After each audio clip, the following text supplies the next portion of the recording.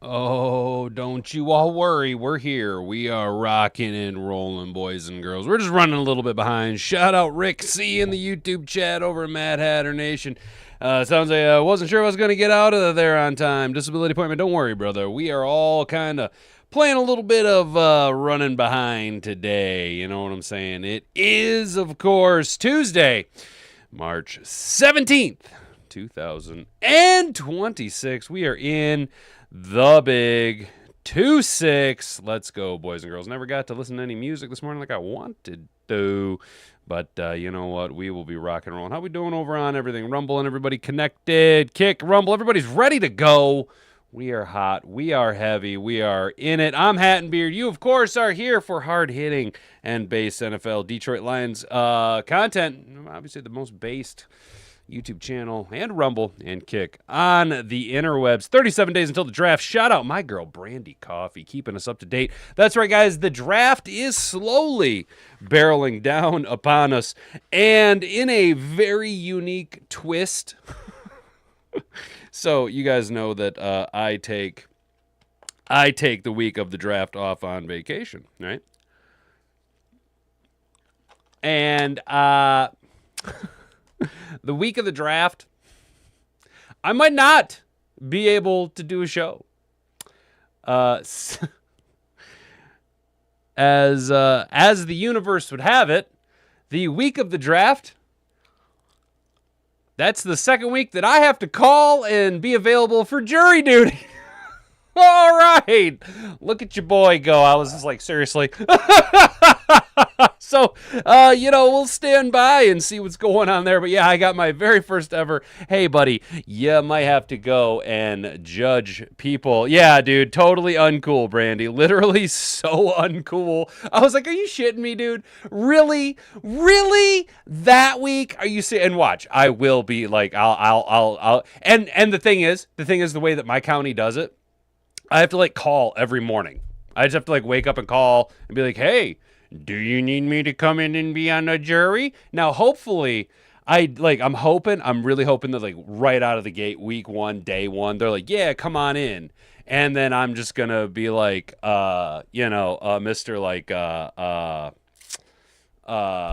Tell him like I voted for Gary Johnson in 2016, which is true. Tell him something like I have a low tolerance for people who don't agree with me. Things like that, to do everything I can to get out of it. Because if you get called and then they're like, we don't need you, then you're off the hook. You know what I'm saying? Then you're done. You know what I mean? I don't have to call every single day for 2 weeks, and that would absolutely, I'm not gonna lie. As an individual that likes to order the chaos, that is putting a huge monkey wrench in the system of Hat and Beard mornings, guys. But you know what? We are here. We are talking news and notes from around the league. Obviously, we are in the off-season, that period between, for the big swing in free agency and, of course, the NFL draft that's coming up in 37 days, right? It's the speculation, the what are we going to do? It's grandma wagon season, guys. Well, lucky for you, I'm a grandma wagon farmer, and we are going to have as much news that I can get for you guys. 6 free agency moves that most changed at the NFL playoff picture. Kyler Murray and Mike Evans among impactful signings. Well, Zachary Paralys, you are 50% right there. I don't know how Kyler Murray can ever make a floundering organization like the Minnesota Vikings a playoff contender, win the NFC North, at least based on the metrics, just on the outside looking in from last season. Buzz saw of a division, and I don't see any moves that the Minnesota Vikings have really done to improve their team heading into the 2026 NFL season, especially when you have hard-hitting teams like the Detroit Lions, like the Green Bay Packers, theoretically on paper, like the Indiana Bears, right? But we will discuss 6 free agency moves. We will then discuss the big news yesterday. Oh, Bolly, oh boy! Put your little paperboy hats on and go ahead. And Justin Fields was traded from the Jets to the Chiefs. Apparently, we have some issues over on Rumble right now. Going to go ahead and scroll out of that. Yeah, Rumble seems to be freezing up over there. Well, you know what, though? You know what, Refty? And shout out all you guys bombarding Rumble right now. Thank you, Brandy. Brandy's got both of my links for Rumble and Kick up in the chat. You see what's going on, dude? And this is an indicator to me, Refty. Only the big-time Rumblers have their streams bogged down like this. Only the Chad Prathers in the morning, before the noise, your Tim Pools and stuff. So all that is an indicator to me that I am getting an obnoxious amount of traffic and that Rumble is looking at me, guys. I'm telling you right now, it is just a simple matter of time before Rumble wants me to go exclusive with them. I'll be on the featured lead storyline. So get over to Rumble. By comparison, guys, I'm looking at the numbers right now. There's 8 of you watching over on YouTube. Shout out all of you over on YouTube. I do appreciate that. By the numbers. There's 7 of you over on Rumble right now. So shout out Brandy's. Brandy is everywhere, and she's the all-seeing oracle. She's everywhere. What's up, James Ref? Dude, brother. Good to see you, man. What's up? We will deal with YouTube if we must. If Rumble Refty reporting for duty. It's Rumble Refty reporting for duty. Hell yeah. James, all right, so you're Refty? Oh, gotcha, dude. Okay. Now it makes sense, brother. Hell yeah, dude. That's what's good, man. That's what's good. That is absolutely what's good, you guys. Appreciate each and every one of you. But the Chiefs bringing in, they're taking big swings on big players from a big conference in college football. That's right. The Chiefs bringing in 2 Big Ten guys, a little Justin Fields.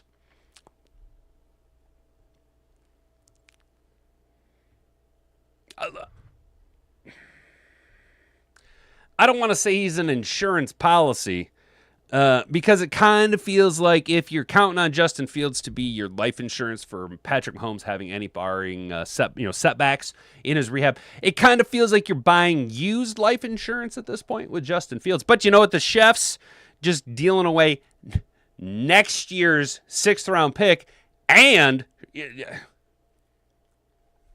there's this old Daniel Tosh joke about backup quarterbacks, and it's like, you don't have to be the star. You're still going to get a bag. And then it's like, well, how much does a practice squad player make? Oh, $1 million a year? Yep, I'm going to do that too. Justin Fields just stacking paper somehow.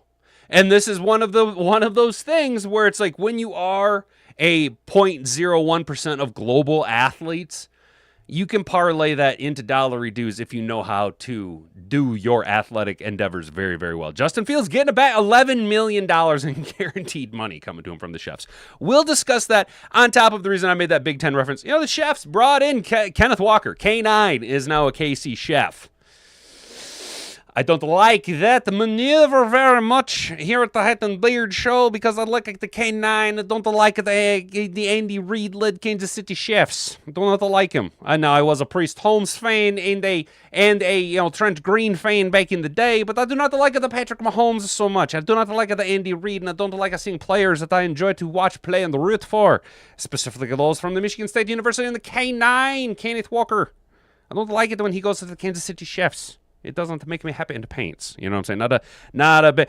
James Ref, you are Refty. Dude, that makes it so much easier now that I kind of, I didn't know who you were, bro. You know what I'm saying? So I was like, shout out this dude Refty over here. Brother, seriously, you and Brandy over there. Ryan Allen's over on Rumble. Hat and Boobs is over on Rumble, dude. Yo, seriously, guys. That's and not for nothing. For whatever reason, yesterday's video, guys, we are making headway, okay? Last week, I made 2 cents, 3 cents, no more than 3 cents per upload. Guys, yesterday, we made the big 5 cents on yesterday's video. So something's going on. We're doing something right. We're doing something right over on the Rumble, dude. So that's absolutely what's up. We will then kick it down to the 313. You seen him on the thumbnail. Our guy, JG16. Jared Goff. Jared Goff, JG16 for MVP. Let's go, Jared Goff. 5 winners and 3 losers from the Detroit Lions. First week of free agency. 2 players' jobs could be in jeopardy now. The Lions' latest moves could put a couple of guys on the market. Of course, it's A to Z Sports.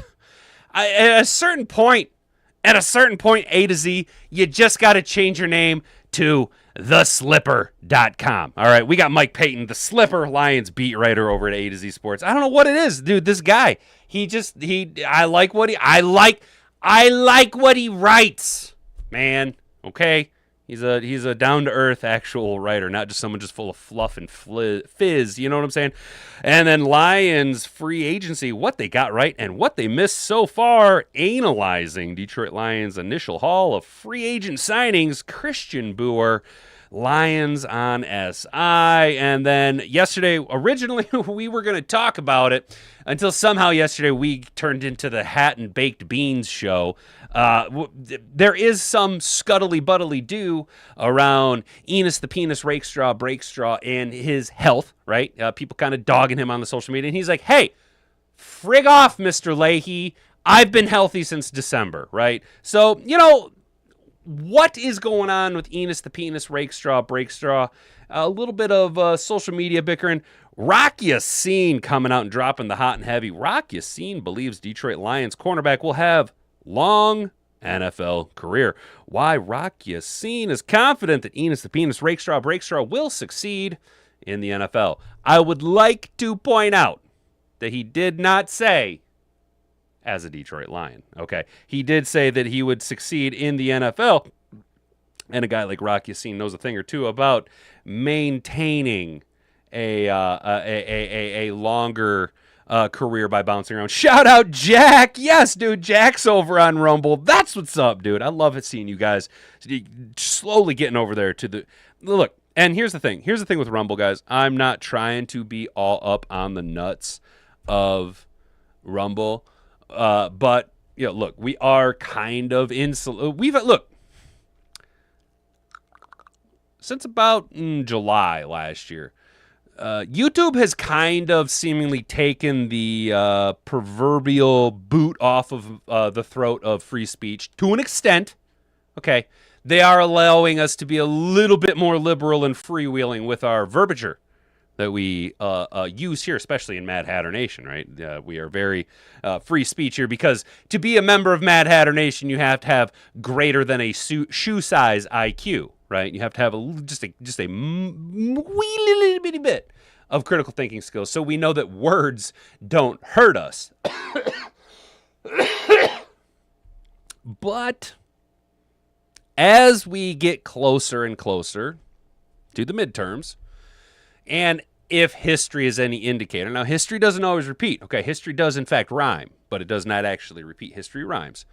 We do need to kind of start protecting ourselves from the inevitable boot that will be coming down from the tech overlord. So by slowly integrating and getting people over to Rumble, we are protecting ourselves from the inevitable collapse that YouTube will bring down here at a certain point. It will come, right? That's how they play their game. I don't think that YouTube and the tech companies are going to be as free speech as they have been masquerading as. So we do need to kind of insulate ourselves by building up a little bit more of a defensive line. Think of it as around Rumble, right? So. Just one thing that we're kind of looking at, and look at you guys. Rumble's bogging down already. We actually, for the first time in the Hat and Beard show, we have more concurrent viewers over on Rumble right now than we have on YouTube. So shout out you guys. That is absolutely what is up. I crock-potted some corned beef last weekend, made some bomb-ass Reubens. Hell yeah, James Ref. That is absolutely what is up. Not going to be able to have the traditional Irish dinner tonight because your boys got to work. But we had some shepherd's pie and she made some homemade biscuits last night or 2 nights ago. So we kind of had a similar. To be honest, I'm not so wild about corned beef. Not the most wild. I mean, it's good, but I don't do like backflips over it. So we will discuss all of this and more. Make sure that you guys have subscribed to the channel. If you're new here, ring that notification bell so you can be notified every single time that we go live Monday through Friday, 10 to 11 a.m. right here at Rumble, at YouTube, and at Kick.com. We are Mad Hatter Nation across 3 platforms. Expand the brand. I, of course, am Hat and Beard. You, of course, are an attentive audience. Hit that like button. Share this video around with everybody you've ever met in your entire life. Just so you are aware, there is a barrier to entry if you want to go and play with all of the shenanigans and tomfoolery partaken over in Mad Hatter Nation on the YouTube side of things. You are going to have a little bit of skin in the game, but I do think you get a substantial ROI. That's right. You are going to have to subscribe to the channel if you want to engage in the chat over at youtube.com. Just a small barrier to entry. Like this video and then go ahead and click the share button. Copy this link down on your clipboard as we go article by article. Trying to stay on path and on target today. Hopefully we don't get too bogged down in the baked beans, guys. Now that all that is out of the way, let's go ahead and kick it over to my guy Jocko, and we're going to get into the show. If you can say the word good, guess what? It means you're still alive. It means you're still breathing. And if you're still breathing, well then hell, you still got some fight left in you. So get up, dust off, reload, recalibrate, re-engage, and go out on the attack.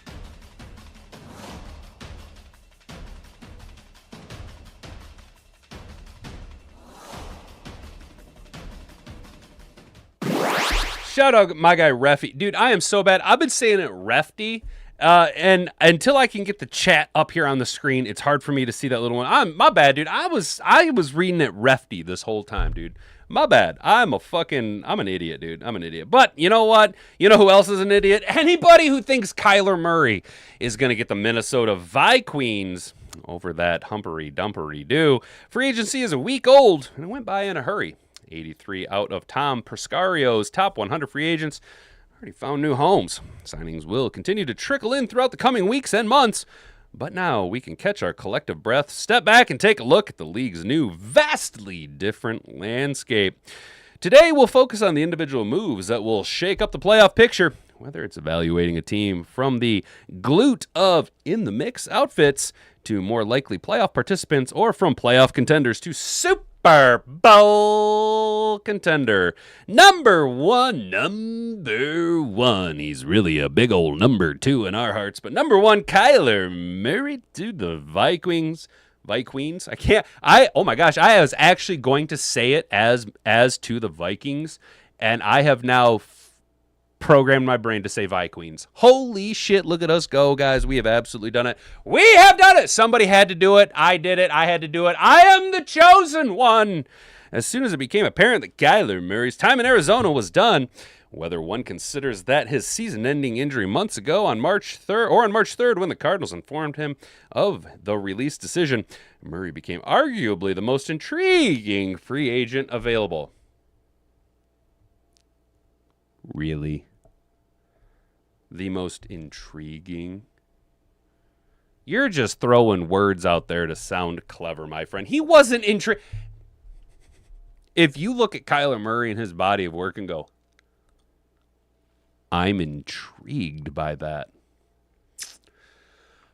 I have a bridge to sell you in Brooklyn. Just go ahead and at me on X, all right? And we can work out the deal, okay? We will, to make it easier for you, all right? To make it easiest, if you think that Kyler Murray is the most intriguing free agent available this last offseason, and you're hanging your hat on the fact that Kyler Murray is going to get you over the hump and into the playoffs, at me on X to expedite things. I can sell you a handful of bridges. I got one for sale. It's real hot in Brooklyn right now, but I got all kinds of bridges. I've got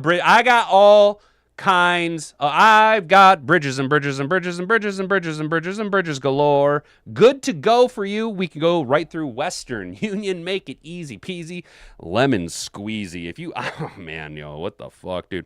At his best, Murray is an accurate, talented thrower who can play on time and deliver downfield, as well as wow. I haven't heard this term in a while, as well as a whirling dervish runner who can use his legs on design runs as well as scrambles and play extensions as a thrower. The downsides are plentiful. He hasn't stayed healthy. His small stature causes him to struggle on some throws and rarely even try others, and he doesn't operate from under center. So what is he then? If he can't stay healthy, he's a tiny little itty-bitty guy, he struggles to throw and rarely even tries others, and he doesn't operate from under center. So is he a fucking punter then? What the hell, dude? He could be a massive upgrade from what the Vikings trotted out at the quarterback last year. J.J. McCarthy, Carson Wentz, and Max Brosmer. The Vikings were 30th in expected points added per dropback last season, only ahead of the Titans and Browns. McCarthy finished 32nd in the stat, only ahead of Cam Ward. He was also 32nd in off-target rate and 33rd in completion percentage. So I don't know. Look, I wouldn't be. I'm not trying to beat up on our retarded little brother, the Minnesota Vikings, but if this is what you're going, oh yeah, this gets us over the hump.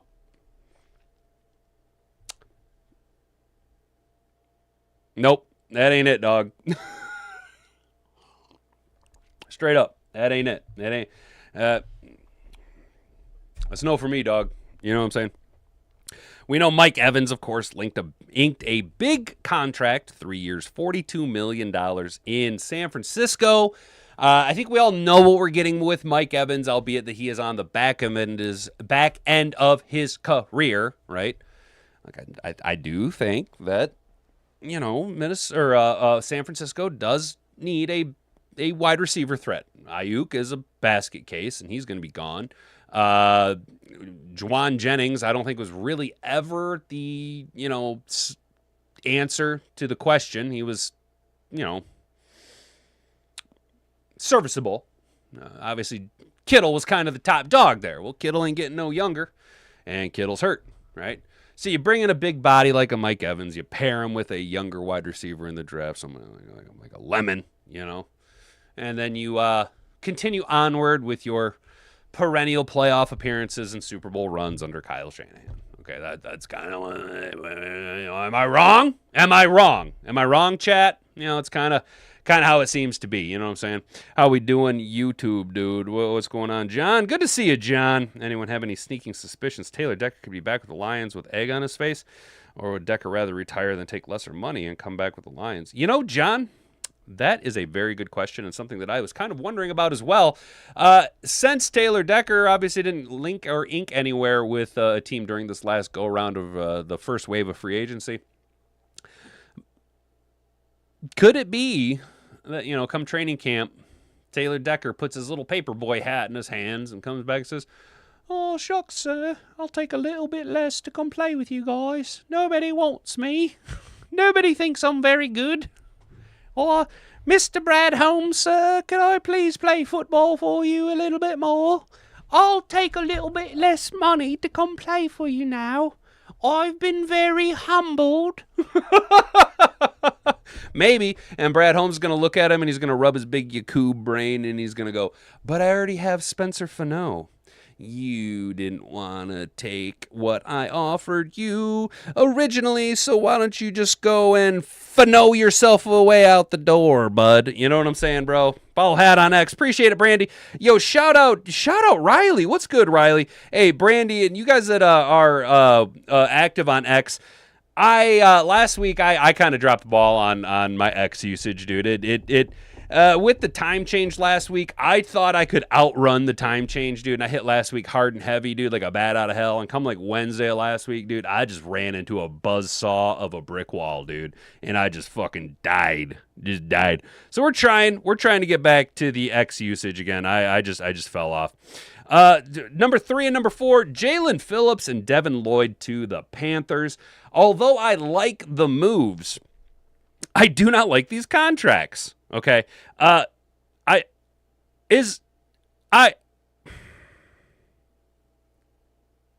don't know, man. I would have almost rather have seen the inverse of that, simply because I think Jalen Phillips, although he is talented and we all wanted the Lions to acquire him, I don't think he's worth no $30 million a year. And Devin Lloyd, I actually think is worth closer to $30 million a year instead of this, what's he getting, 15? Is the linebacker position really that underrated? The reporter who wrote this article is on a dare. 100%, dude. 100%. I do feel like they're overpaying a little bit for Jalen Phillips, though admittedly, the Panthers getting a hell of a deal for Devin Lloyd. I mean, Devin Lloyd is a younger, very talented linebacker who I think can solidify the defense in Carolina for many, many, many years. I think this is a nice, strong acquisition for the Panthers, a team that could punch their way up in the NFC South. The NFC South is dirty. It's gross. There's no real front runner, right? It's all the kids on the short bus punching each other with bubble gum. You know what I'm saying, dude? So the Panthers... yeah, you lose a guy like a Cade Mays, on offense, but on defense, you bring in a Jalen Phillips, you bring in a Devin Lloyd, and then you look at you, plus 222 to win, to get to the playoffs. I think this is sneaky, subtle, and smooth, and I think you actually got a hell of a bargain for Devin Lloyd, dude, personally. That's just my take on it. Trey Hendrickson to the Ravens, nobody cares. Kenneth Walker, K9 to the Chefs. 3 years, $43 million. The Chiefs are in a strange spot, coming off a 6-11 season in which Patrick Mahomes tore his ACL. KC lost its top two corners in Jalen Watson and Trent McDuffie and did some salary cap gymnastics to free up some room. Much of that room went to K9, who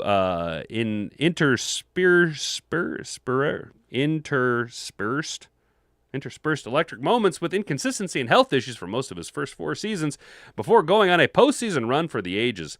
417 yards from scrimmage, 4 touchdowns, and a Super Bowl MVP for the Seattle Sea Chickens. Walker delivered the second highest explosive run rate and second highest tackle avoidance rate last year.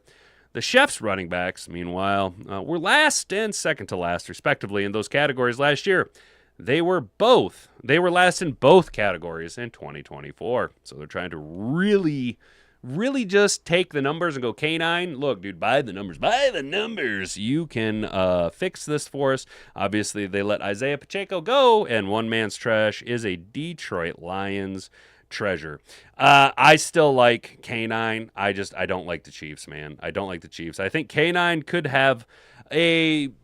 Look, I know we're comparing different generations of players here, but does K9 not kind of fill that Priest Holmes style of running back that the Chefs had, in the late 90s, early aughts kind of golden era?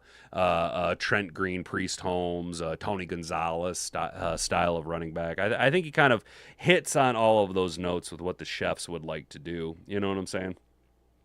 All right, guys, going to go over here and talk about more of the Chefs trading to acquire Justin Fields. I just want to shout out, obviously, they gave a 6th-round pick next year for Justin Fields. The Jets are giving Fields an $8 million signing bonus, plus Fields will earn $3 million fully guaranteed from the Chiefs, giving him a total of $11 million for the upcoming season. He previously had $10 million guaranteed, and I am such a poor. Holy shit, man. Like, the fact that, yes, this is a unbelievably just dirt cheap contract for the Chefs to bring, have a... I'm not saying Justin Fields is a viable option, but he has a lot of NFL experience. He was a first-round pick, and he has a lot of athletic potential that could get the Chiefs out of a jam in a pinch. Right now, he could also kind of maybe stable the ship for the first few weeks, barring any setbacks in Patrick Mahomes' rehab, right? And again, he brings that athletic upside that Andy Reid could bring in designed plays around Justin Fields to cause a little bit of game plan management for the opposing defense, a little bit of, chicanery out there on the field, a little bit of, are they going to run it? I mean, Justin Fields can throw the ball, but he also can, take off and rip it for 80 yards. We watched it happen here in Detroit multiple times, dude, and it sucks. But I am such an absolute poor because the fact that they're getting a bargain bin discount, highly overpaid quarterback for $8 million, and they're only having to, the Jets are counting for 8, they're counting for 3, and Fields is getting $11 million, and I am such a fucking poor, dude. Holy shit, I'm a poor. And of course, the trade comes following the Jets' acquisition of veteran signal caller Geno Smith. Hopefully Geno Smith doesn't have flashes of Sam Darnold and start seeing ghosts out of his one good eye.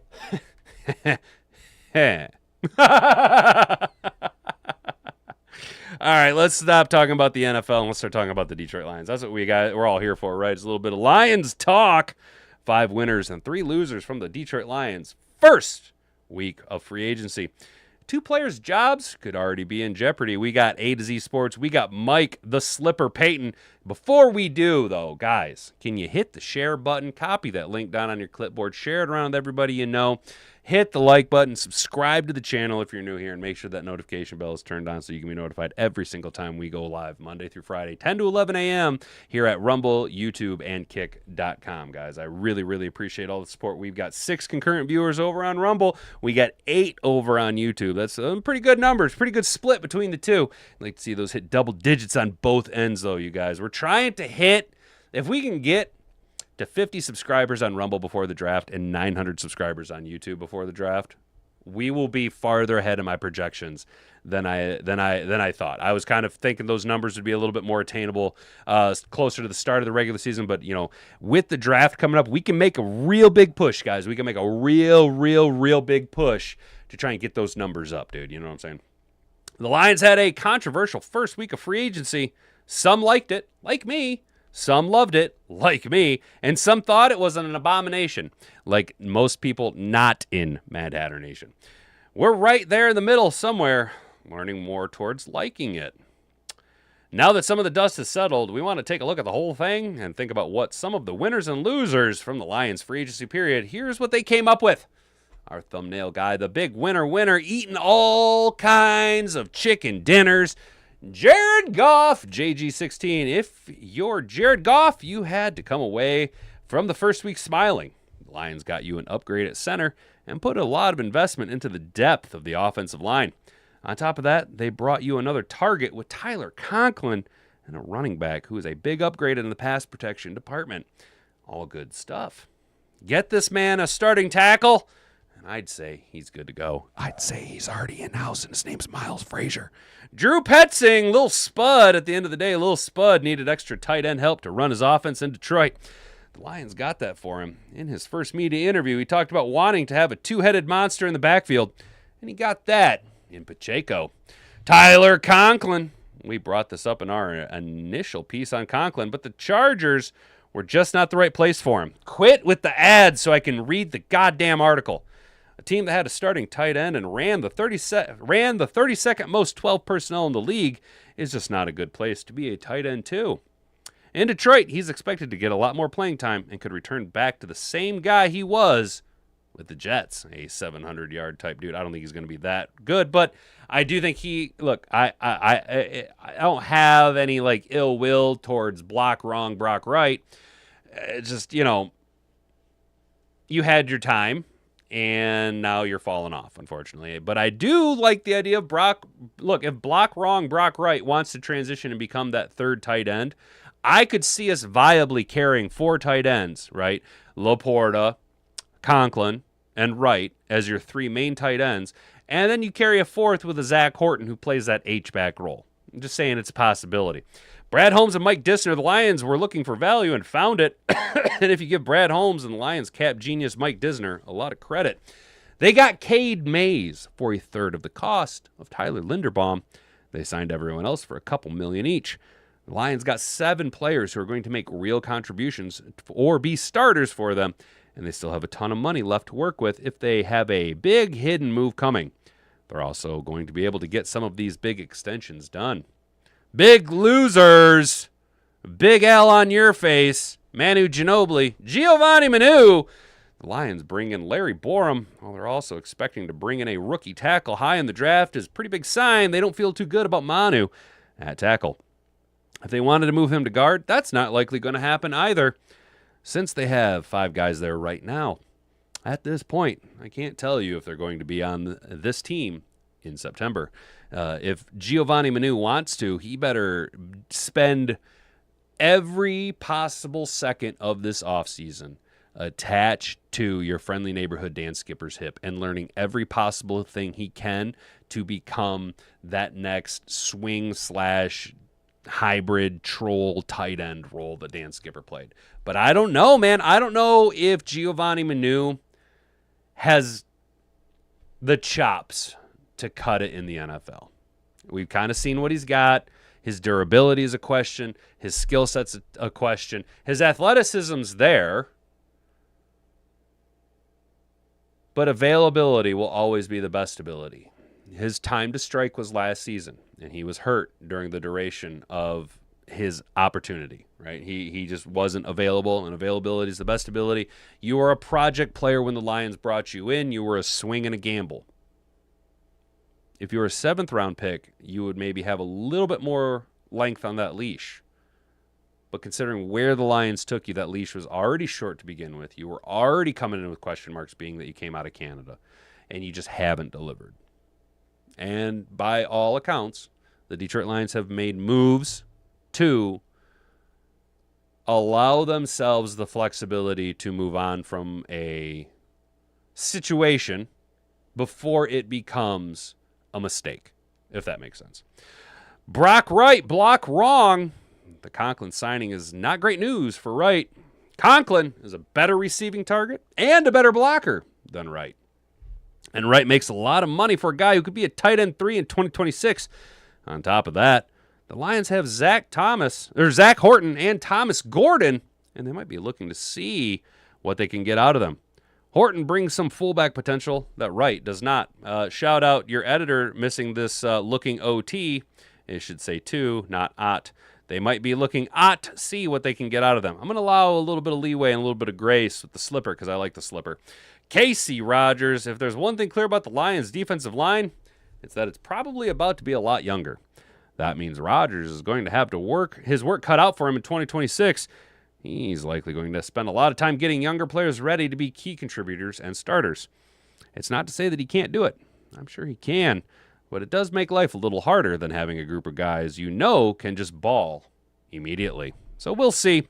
Honestly, of all of this, I have to agree that Brock Wright, block wrong, and Giovanni Manu both, by the signals and the indicators of the moves the Lions have made through free agency and what we can kind of project onto what we would like to see. Let's go ahead and put the projector onto the grandma wagon, what we would like to see have happen in the 2026 NFL Draft. You can kind of expect that Giovanni Manu's time has probably come to an end in Detroit. I mean, at least in terms of being a viable option. He could be a practice squad player for the next couple of years, and maybe he's better than some at giving you a decent enough look at opposition's offensive line, right? Brock Wright, block wrong. You've just seen the fall off of him over the last couple of years. Again, I hate to be beating the availability is the best ability drum, but with the injury to Laporta last year, his time to show his value for the Detroit Lions was then. We cannot control injuries by no fault of his own. Brock Wright, block wrong, got hurt, as well as his name would indicate, Brock Wright, block wrong, not a viable option in the run game for a run blocker. Not when you can get a guy like a Tyler Conklin, who is a more polished, more all-around, comes with a better resume than Brock Wright, block wrong. I have nothing against Brock Wright, block wrong, but if you want to keep Brock Wright, block wrong on the roster, he has to maybe restructure for a little bit less money, and Brock Wright, block wrong needs to understand that he's just going to be slotted as the tight end 3, and that's your role. And if somebody starts to show flashes and you take a step back at all, guess what, bucko? Well, there, bucko, you better start cleaning your room, because how can you expect to save your father from the belly of the whale if you don't clean your room? Stand up straight like a lobster. All right, now, bucko. Now, you're going to have to face some adversity, okay? But the point is that you make sure to clean your room. Fuck, man. And, and I have nothing against Brock Wright, block wrong. I did like the guy, you know what I'm saying? You like Marlon Klein in the 5th or 6th, huh? I'm not mad about that, dude. I'm not mad about the Lions taking a tight end in the 6th round. I wanted us to do that last year with Spencer Hawes out of Georgia Tech. And he's having a relatively solid, productive career or season as a rookie in Buffalo as the tight end 3. That's, Jack, I was thinking that too, dude. Obviously the first call, because if you guys remember, we matched the 49ers offer to Brock Wright, block wrong, to retain him. Maybe you pick up the phone, see if they want to wheel and deal. Look, at this point, if the Niners want, I don't even want draft capital. If the Niners just want to send some, a couple $1 million for just some maintenance costs of Ford Field or whatever, for Brock Wright, block wrong, knock your socks off. But yeah, see if the Niners are still interested in him because they need tight end help, dude. They need tight end help. All right, we're moving right along, guys. We got a couple more articles before we got to get up out of here. Lions free agency, what they got right and what they missed so far. What does Christian Booer have for us over here at SI.com? The Lions have made moves, but still have areas of dress after the early part of free agency. Brad Holmes and Dad Campbell have set out to get the team back into the ranks of a contender after last place finish in 2025. The team has made some intriguing additions, but there remains work to be done to get back to becoming favorites in the NFC. Honestly, guys, it sucks not being the top dog because it's a direct reflection of your previous year. But just like how when you're an undefeated team, it's almost a relief to get that first L because now the pressure's off, right? And this year will be a huge indicator of how far the Dan Campbell and Brad Holmes psyche has reached its tentacles into the Detroit Lions organization. How much have we changed the soul of the team, right? This will be a massive indicator whether or not SOL is dead and buried and forgotten. If the Lions return to form and show that last year was an exception, not the rule, and we show that we are able to handle adversity, and you know what? It's kind of nice not having everybody on our nuts all off season. You know, a little bit of less pressure. You can walk with a little bit more ease knowing that not everybody's gunning for you. You know what I'm saying? You can start punching a little bit harder and getting your shots in where you can. Maybe the eyes are off Terrion Arnold and his dirty little dick beaters being all over wide receivers. Maybe Brian Branch returns to form and all the eyes aren't on him looking to see if he farts at a player wrong, flagging him for a PI and $15,000 fine. You know what I'm saying? Maybe last year, being as sobering as it was, could be the best thing to have happened to the foundation of the franchise, to the soul of the Detroit Lions. We come out this year, you know, return to form, punching everybody in the mouth, steamroll through the playoffs, punch the Niners right in the dick in the NFC Championship game, just trounce the Bills in the Super Bowl 59-0, you know.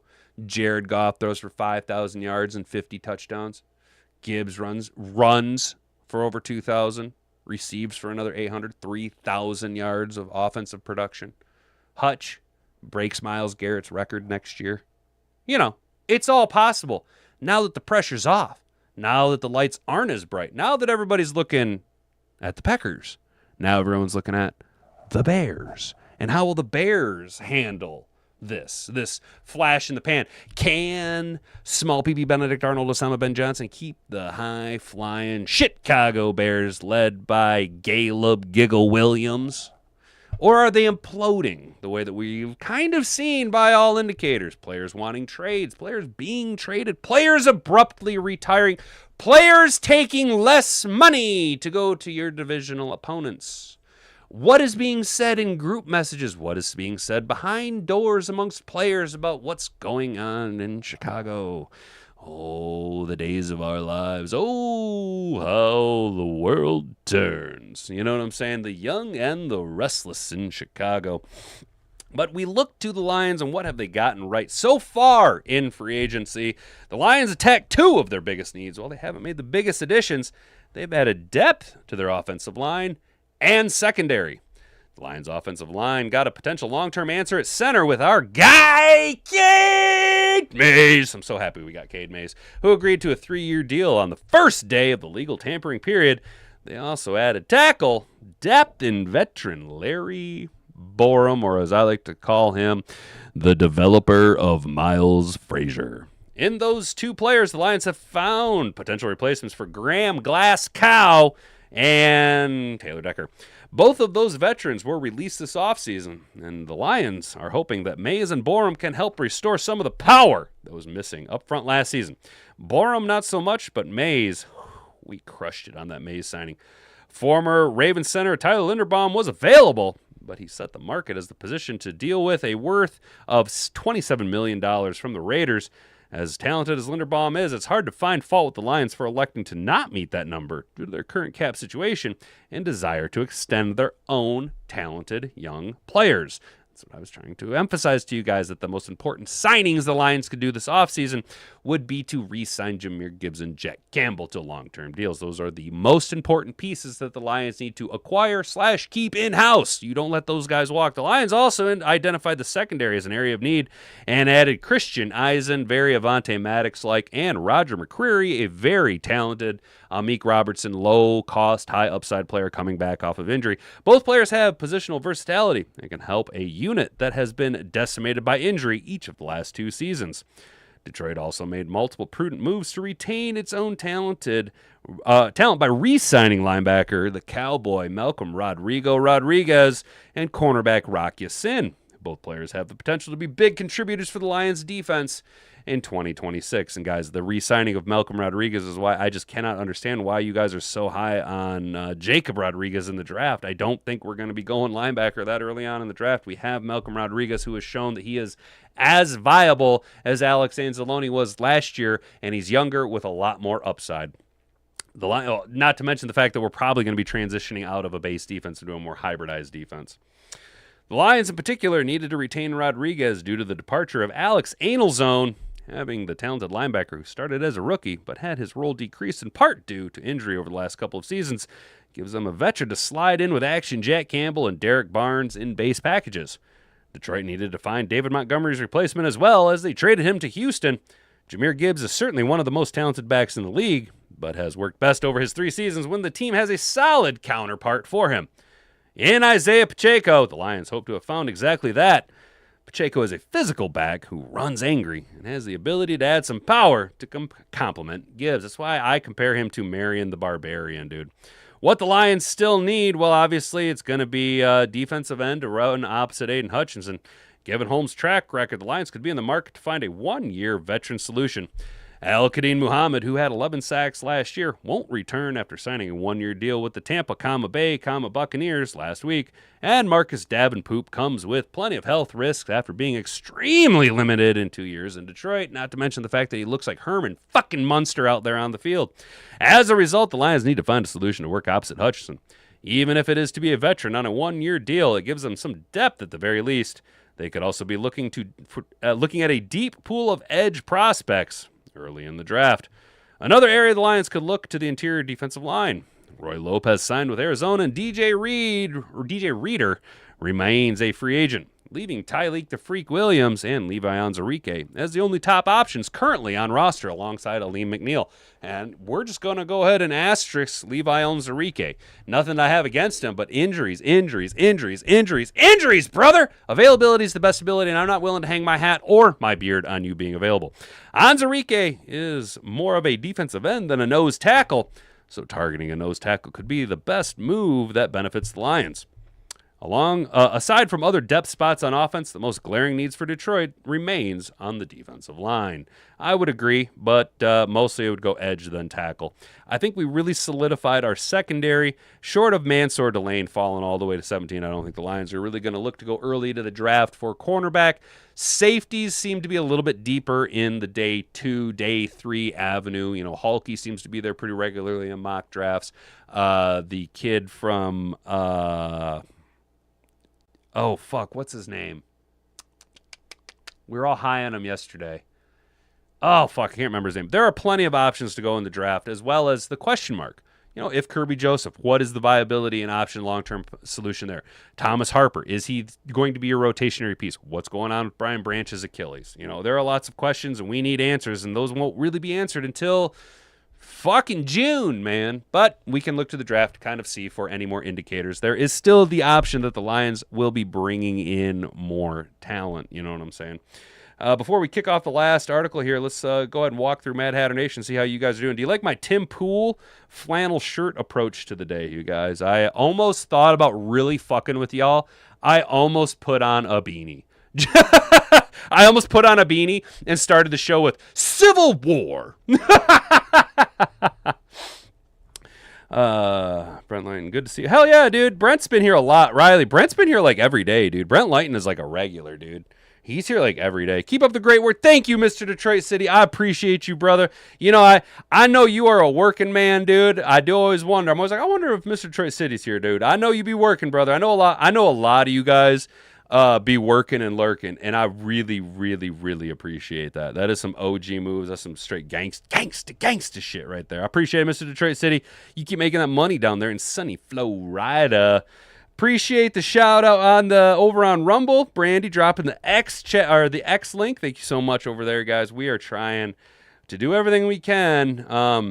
Sometimes though, I don't know. Sometimes I just don't know how to X or tweet, twatter. I don't know how to twatter. I've just never been good at social medias, dude. I've just never been so. I'm not a smooth criminal. You know what I'm saying?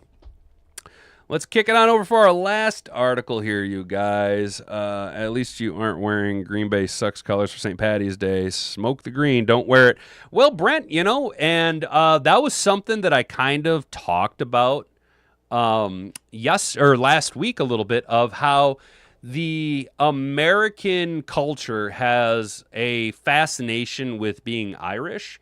And if you look at a lot of people that claim to be Irish, if you were actually to test their DNA, you'll find out that they're not Irish, they're actually Scottish. And it has to deal with what's called Scots-Irish, and the amount of time that the Scots were put by the King of England over in Ireland to control the masses. And then a lot of people were labeled as Irish because they sailed out of Dublin over here to the U.S., so just by default of where they sailed out of, they were labeled as Irish.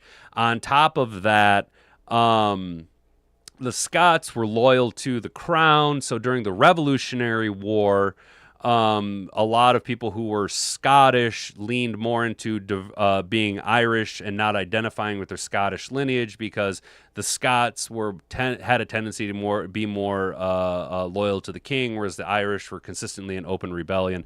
So there was a little bit more leniency towards that here in the U.S. So a lot of the St. Patrick's Day stuff, people are like, I'm Irish. If you actually look into it, they're what's called Scots-Irish. They're not actually Irish. They're what's called Scots-Irish. On top of that, fun fact, St. Patrick, not Irish. Not Irish at all. Just a little bit of genealogy for you guys, just a little bit of science. Rock Ya-Sin opens his mouth up again about our second round pick a couple years ago, Enos the Penis Rakestraw Breakstar. You guys, yesterday he went out on, or over the weekend he was on the social medias, and he was like, "Hey guys, I've been healthy since December. Stop asking me." And to be fair, I call him Enos the Penis Rakestraw Breakstar because, again, availability is the best ability. And he hasn't been available at all. Like, at all for his NFL career. But Rock Ya-Sin believes Detroit Lions cornerback will have long NFL career. And why is Rock Ya-Sin confident in our guy Enos Rakestraw? Veteran cornerback Rock Ya-Sin shared words of encouragement for a young player that has battled a myriad of injuries early on in his NFL career. Speaking with reporters after resigning to play another year in Motown, the 29-year-old asked if he had connected with Enos Rakestraw, who missed the entire 2025 NFL season after having shoulder surgery. Me and Enos, it's pretty cool, man. Enos is a really talented young player. I like that guy. He has the right mindset and mentality. I think Enos is going to be a great player in this league for a long time.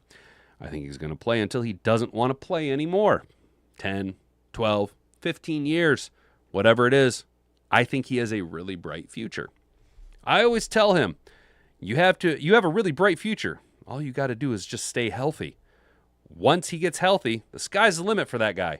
So I am excited to see him doing things this year and then the rest of his career as well.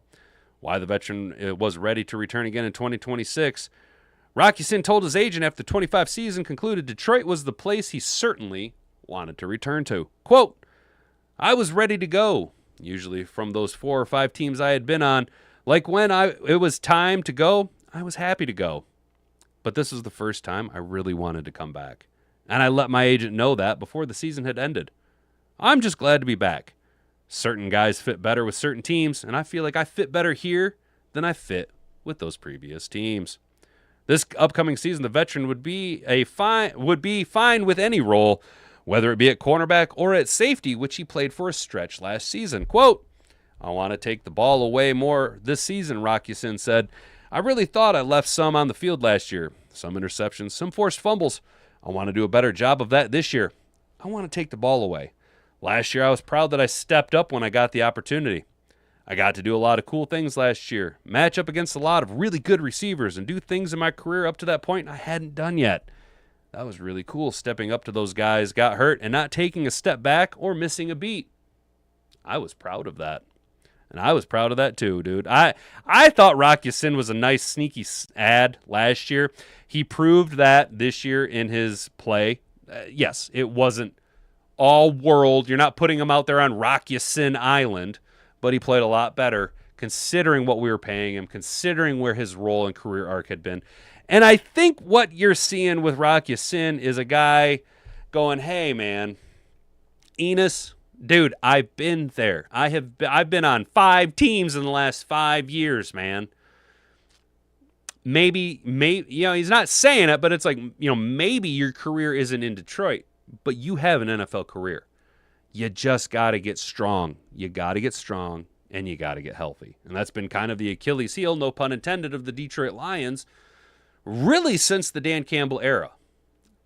As hard-hitting and as aggressive and as physical of a team as we want to be, I think we need to get a little bit stronger.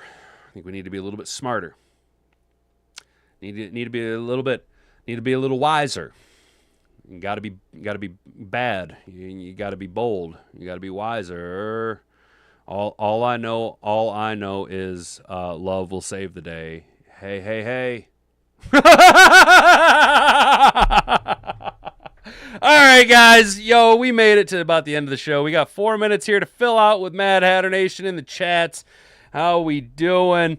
Yeah, I need to research my history better. I know I have some Scots Irish in me. Mom is a redhead. I think it's the Francis side. Yeah, and that's the other thing is a lot of people are like, oh, I have red hair, I'm Irish. Yeah, no, that's actually a Scottish thing. That's actually a predominantly Scottish thing. Enos needed to add several pounds of muscle because he gets hurt. Jack, dude, that's what I'm saying, bro. He's got to just get stronger. All of our players. If you look across the board, what was the biggest noticeable difference between JMO being injured, frail JMO, and JMO having 1,000 yards? About 12 pounds of muscle, right? So if we can get our players stronger, and this is the hard part, is getting stronger without losing any speed, that's how we win. The problem is that we go so damn hard, and as hard as we go, we just don't have the muscle to sustain that physical of play for the duration of the season, especially when you look at last year. I will continue to pound the drum that the majority of our injuries last year were because the Lions started playing preseason football in July. Hall of Fame game starts in July, like right after the 4th. We started playing ball in July. We played every single major holiday game. The Lions traveled all over the fucking place. We had primetime games. We had Thursday night games. We had primetime games. We had 4 o'clock games. Started ball in July. Of course we were tapped out. Of course we were running into the injury wagon, dude. It was just a long-ass season. Long-ass season. And we had made 2 playoff runs the previous years, right? That's something that historically the Lions are not used to doing, You see it happen with the Chefs. You see it happen with the Eagles. Teams that make these annual pilgrimages and long runs into the playoffs, you are condensing your recovery time. You're condensing your offseason. You are you're extending the duration of the season and condensing your window of recovery. You're going to end up having to pay the Pied Piper eventually, dude. And that's what I think we've seen happen last year. 2 back-to-back playoff runs. 2 seasons ago, we were in the NFC Championship game. Yeah, we got bounced to the divisional round the year prior, but then we started playing ball in July. Eventually, the tax man's going to come through, dude. That's what happened. What's up, Steve? Steve's real, yeah. What's up, guys? It was said that the Lions will finish last and the Vikings will finish first, and Green Bay and Bears in the middle. This is why the Lions fans wanted Kyler. Oh, this is why Lions fans wanted Kyler Murray. I don't think we wanted Kyler Murray, dude. I'm going to be honest, though, with you, Steve. I'm pretty sure that the NFC North this year is just going to be a two-team race, dude. I don't think the Bears are legit. I think there's something going on in Chicago, or I should say in Indiana, with all the players abandoning ship. I don't think Ben Johnson is the answer. I think he's a very toxic individual. He's skinny Matt Patricia. I don't think the Minnesota Vikings are on the right trajectory, and I don't think they're doing anything to correct the course. To your team's credit, dude, Jordan Love's a hell of a quarterback, dude. And not for nothing, Josh Jacobs is a fucking badass running back, dude. You guys did lose some parts and pieces on defense. Quay Walker. I think you guys lost a handful of secondary players. Forgive me, I don't follow the Packers that much, dude. But, you still have cotton candy on your hat, dude. Yeah, I know, dude. I know, man. I really do think, though, that the NFC North comes down to... And honestly, I think it comes down to the Packers and the Lions, and both teams make it in the playoffs. I think you're looking at two teams that can easily get 13 wins easily. I think that the Packers are the Packers, and until proven not, they will always be the Packers. They have this, whether it be the league interference or refs or whatever, dude, I'm just saying the Packers have a thing for being good, right? And the Lions, well, I think last year, even though we were above 500, I think last year was a fluke and about the floor for us moving forward under the Dan Campbell and Brad Holmes administration. I appreciate, though, dude, it takes... Legit, Steve, bro, it takes some balls to come into the opposition's chats, dude. And I appreciate it, dude. You know what I'm saying? I appreciate that you come in here, hang out with Mad Hatter Nation, dude. You know as well as I do, you got to have bigger than shoe size IQ, higher than room temperature IQ to come here hang out at Mad Hatter Nation, dude. And not only are you willing to come in here, but, dude, you're like, hey, man, I'm blatantly a Packers fan. I appreciate that, dude. You see where they want to rename No, dude, do they really? Are you serious? They want to rename Lambeau? No way, dude. That's gross. Let's check this out.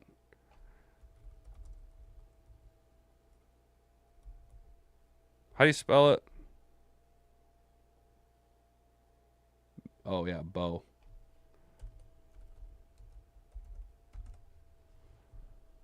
Well, that'd help if I could spell.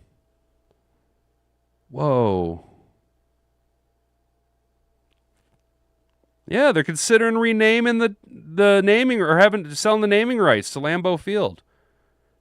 Yo, come on, dude. That's about as gross as the Bears not playing at Soldier Field, dude. Actually, you know what? You know what, dude? As someone who very much loves tradition, I am not a Packers fan. But renaming Lambeau Field is fucking wrong. That's just fucking wrong, dude. Like, this is what needs to happen, dude. If for whatever reason they sell the naming rights to Lambeau Field, Big Donnie should just come out and do the same thing he did with the Gulf of America and just be like, I'm renaming it back to Lambeau Field. You're fucked up. You guys are fucked up. I'm by executive order renaming it back to Lambeau Field. That's fucked up. You don't change the name of Lambeau Field. What are they going to change the Lombardi Trophy to fucking Super Bowl champion trophy next? Dude, what the fuck, dude? That's so fucked up, bro. I don't agree with that, guys. I don't agree with that at all. But what I do agree with is you guys smashing that like button, subscribing to the channel, ringing that notification bell so that you can be notified every time we go live, Monday through Friday, 10 to 11 a.m., right here at rumble.com, youtube.com, and kick.com. Of 3 platforms, Hat and Beard, Mad Hatter Nation, worldwide, prestige, worldwide. Guys, have a good rest of your day. Stay out of trouble. Don't do anything I wouldn't do. Smash the like button on the way out the door. We'll be back tomorrow at 10 a.m. Until then, I've been Hat and Beard. You've been an attentive audience. We'll see you then. Bonga bonga. Frig off.